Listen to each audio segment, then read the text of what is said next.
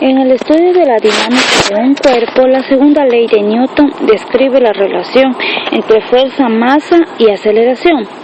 La idea de un cuerpo puntual es una idealización que se puede extender a cuerpos reales, definiendo el punto llamado centro de masa del cuerpo, de forma que es la suma de las fuerzas que actúan sobre el cuerpo y su masa.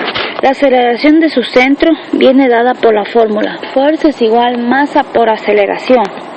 Un objeto puede moverse también manteniendo su centro de masa en reposo. El movimiento más sencillo es el rotativo, alrededor de un eje fijo que atraviesa su centro de masa.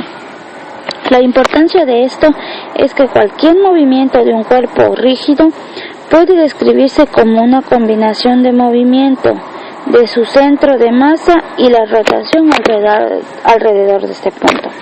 De igual forma, la segunda ley de Newton relaciona la fuerza, masa y aceleración lineal existente en una relación análoga que da ley de movimiento para la rotación de un cuerpo alrededor de un eje fijo.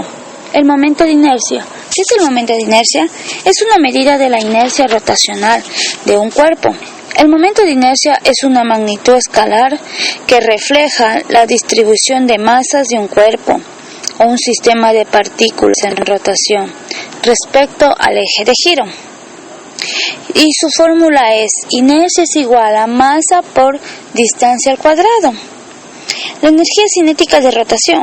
Para un cuerpo rígido formado por una colección de partículas que gira alrededor del eje fijo con velocidad angular, cada partícula de este cuerpo rígido tiene energía cinética.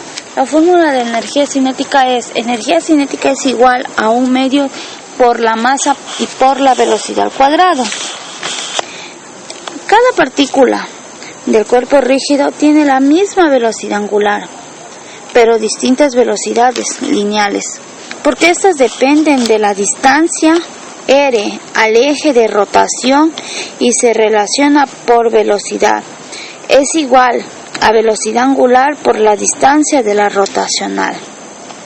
La energía cinética total del cuerpo rígido en rotación es la suma de las energías cinéticas que se dan en cada partícula.